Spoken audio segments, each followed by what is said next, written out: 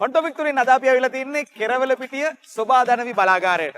මේ තමයි ලංකාවේ එතෙක් මෙතෙක් ඉදිවෙන පළවෙනි ස්වභාවික ද්‍රව වායු බලාගාරය. නැත්නම් LNG බලාගාරය. මේ බලාගාරයේ ඉදිකිරීම් කටයුතු මේ වෙනකොට සිද්ධ වෙන්නේ කොහොමද? අද හොන්ටොපික් තුලින් අපි හොයලා බලන්නේ ඒ පිළිබඳව.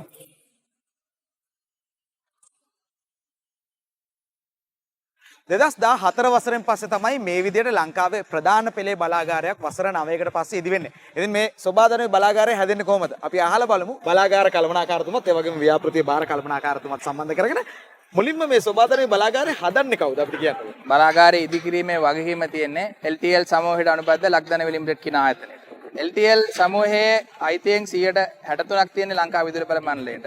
ඒතර ඉතිරිය තියෙන්නේ සමාගමේ වැඩ කරන සේවකයන් සමග. ගිය අවුරුද්දේ මුල කාලේ තමයි අපි මෙතන ඉදිකිරීම ආරම්භ කරන්නේ. 100%ක් දේශීය ඉංජිනේරුවන් විසින් කරන නිර්මාණයක්. මෙහෙයුම් සනරත් කටයුතු සිදු වෙන්නේ 100%ක්ම දේශීය ඉංජිනේරුවන් අතින්. අනිත් විදුලි බලාගාරات එක්ක කොයි විදිහටද මේක වෙනස් වෙන්නේ? මේ සඳහා භාවිත වෙන්නේ ද්විත්ව චක්‍ර කියන තාක්ෂණය. ද්විත්ව චක්‍ර තාක්ෂණයේදී අපිට තියෙන අංග තුන තමයි ගෑස් ටර්බයින් එක, බොයිලර් එක සහ ස්ටීම් ටර්බයින් එක. ගෑස් ටර්බයින් එක සහ ගෑස් ටර්බයින් ජෙනරේටර් එක ඇත්තටම තනි යුනිට් එකක් විතර එන්නේ. ඒකට ඒ හරහා මෙගාවොට් 220ක් අපි ලබා ගන්නවා. ස්ටීම් ටර්බයින් එක සහ ස්ටීම් ටර්බයින් ජෙනරේටර් එක හරහා මෙගාවොට් 130ක් ලබා ගන්නවා. ඒ විදිහට තමයි සම්පූර්ණ ව්‍යාපෘතියේ මෙගාවොට් 350 ලැබෙන්නේ. ඒ කියන්නේ මේ පොඩි මැෂින්ස් දෙකෙන් කැලණි තිස්ස බලාගාරයටත් වඩා විදුලි බල ප්‍රමාණයක් ජාතික පද්ධතියට එකතු වෙනවා. ඔව් ඒක ඇත්තටම වෙන්නේ අපි මේ සඳහා භාවිතා කරන්නේ අලුත්ම තාක්ෂණ යුතු ගෑස් ටර්බයින් එක නිසා. මේ සඳහා අපි ආයෝජනය කරන සම්පූර්ණ මුදල ඇමරිකන් ඩොලර් මිලියන 220ක් වෙනවා. දැන් මේක තනි යුනිට් එකකට එනවනම් මෙච්චර ලොකු මැෂින් එකක් කොහමද ලංකාවට ගෙනාවේ? මේ ස්ථානයට ගෙනාවේ කොහොමද? ගෑස් ටර්බයින් එකේ බර ටොන් 312ක් වෙනවා.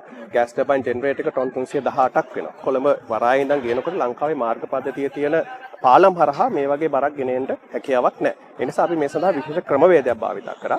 අපි මුලින්ම කොළඹ වරායේ සිට බත්තලක් මාර්ගයෙන් කැලණි මෝය කට හරහා හැමිල්ටන් ඇල දක්වා පළවෙනියම ගෑස් ටර්බයින් එක සහ ගෑස් ටර්බයින් ජෙනරේටර් එක ගෙනාවා. එතන අපි తాවකාලික ජැටියක් ඉදි කරා මේ ව්‍යාපෘතිය වෙනුවෙන්ම. එතනින් එහාට අපිට කිලෝමීටර් 5ක පමණ දුරක් තියෙනවා හැමිල්ටන් කැනල් එකේ ඉඳන් ව්‍යාපෘති සයිට් එක දක්වා. ඒ සඳහා අපි පාවිච්චි කරා මල්ටි ඇක්සල් ට්‍රේල් එකක් ඇක්සල් 21ක කරලා රාත්‍රී කාලයේදී අඩු පීඩාවක් මහ ජනතාවට ලැබෙන විදිහට තමයි අපි ට්‍රාන්ස්පෝර්ට් එක කරලා තියෙන්නේ. සාමාන්‍ය පැයට කිලෝමීටර් 1 හෝ ඊට වඩා අඩු වේගයකින් තමයි අපිට ගේන්න පුළුවන් වෙන්නේ. ඇවිදගෙන යන දුරටත් වඩා අඩු වේගයකින් තමයි ඇත්තට මේ වගේ එකක් ට්‍රාන්ස්පෝර්ට් කරන්න පුළුවන් වෙන්නේ. ඒක ජනවාරි 15 සහ 16 කියන දවස්වලදී ගෙනල්ලා දැන් අපි අන්තිම පොසිෂන් එකේ මේ වෙනකොට ප්ලේස් කරලා තියෙනවා ගෑස් ටර්බයින් එකයි ජෙනරේටර් එක. ඇත්තටම මේ ඉදිකිරීම් කටයුතු කරනවා වගේ ලේසි නැහැ. ඒක මෙතනට අරන් එන එක නේද? ඔව් ඒකත් ඇත්තටම අපි මේ වගේ ලොකු ව්‍යාපෘතික එක තව එක ව්‍යාපෘතියක් විදිහට තමයි කන්සිඩර් කරන්නේ.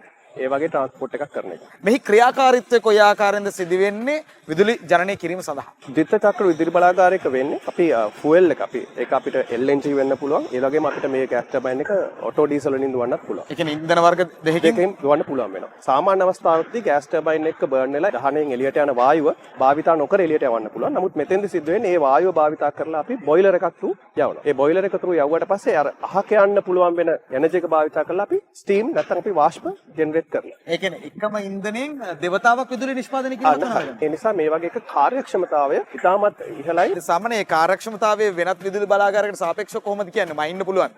ඔව් මයින්න පුළුවන්. දැන් අපි ගත්තොත් එහෙම එන්ජින් වලින් දුවන පවර් ප්ලාන්ට් එකක් ගත්තොත් ඒ වගේ එක කාර්යක්ෂමතාවය 42ක් 43ක් වගේ ප්‍රමාණයක්. මේ වගේ විදුලි බලාගාරයක් ගත්තොත් එහෙම 52 වගේ ප්‍රමාණයකට කිට්ටු වෙනවා. රටේ ප්‍රධාන විදුලි බල පද්ධතියේ විදුලිය ගැනීමේදී ප්‍රයොරිටිස් දෙනවා. මුලින්ම දෙන්නේ ජල විදුලි බලාගාර වලට. මේ බලාගාරයට ප්‍රමුඛතාවය ලබා දීමේදී කොයි වගේ ස්ථානයක් හම්බ වෙයිද? LNG available වුණාම මේ විදුලි බලාගාරයේ ඇත්තටම කෝල් පවර් ප්ලාන්ට් එකකට වඩා අඩු පිරිවැයක් තමයි විදුලි එකක නිෂ්පාදනය සඳහා වැය වෙන්නේ. ඒ වගේම ඇත්තටම ඩීසල් වලින් ජෙනරේට් කරද්දී උනත් අනෙකුත් ඩීසල් විදුලි බලාගාර වලට සාපේක්ෂව මේ විදුලි බලාගාරයේ කාර්යක්ෂමතාවය ඉහළ නිසා එක ඒකකයක් සඳහා වැය වෙන්නේ අඩු පිරිවැයක්. මේ බලාගාරයේ ක්‍රියාත්මක කරන LTL ආයතනය මේ බලාගාරයද ප්‍රථම වතාවට හදන්නේ නැත්නම් කොහොමද? 1996 ලංකාවේ ප්‍රථම පෞද්ගලික විදුලි බලාගාරය ඉදි කරන සබ්බස්කන්ධ විදුලි බලාගාරය. එතනින් තමයි ලක්දනවි ගමන ආරම්භ වෙන්නේ. එතනින් එහාට ගියම පුත්තලම හෙළදන විදුලි බලාගාරය, යුගදන විදුලි බලාගාරය මම හිතන ඔබට එහා පැත්තෙන් දැర్శණය වෙන්නේ. 14 වෙනි අවුරුද්දේ යුගදන විදුලි බලාගාරය මේ වෙනකොට යන්නේ. ලංකාවෙන් එළියට ගිහිල්ලා බංග්ලාදේශ වල අපිටම අයිති විදුලි බලාගාර හදලා තියෙනවා. සහ අනිත්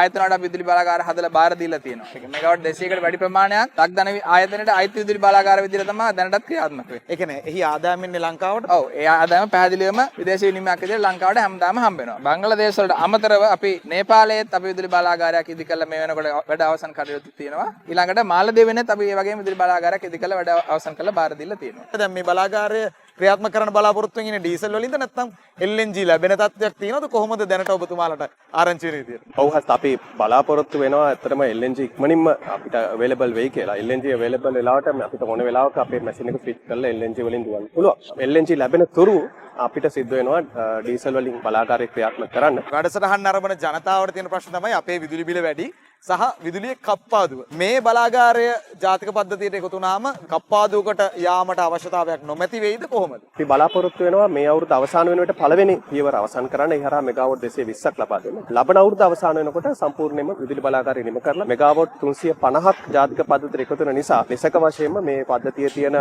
අඩුපාඩුව මැකිලා අඛණ්ඩ විදුලි බලය ලබා දීම සඳහා හැකියාවක් ලැබෙනවා. බොහොමත්ම ස්තුතියි ඔබ දෙපළටම අපිත් එක්ක සම්බන්ධ වුණාට. ඉතින් මේ බලාගාරයේ ඉදිකිරීම් කටයුතු අවසන් වුණාන් පස්සෙත් මේ තොරතුරු ගෙනීමේ බලාපොරොත්තුවෙන් සමගන්නවා මේ කෙරවල පිටිය සෝබාදරමේ බලාගාරයේ සිට.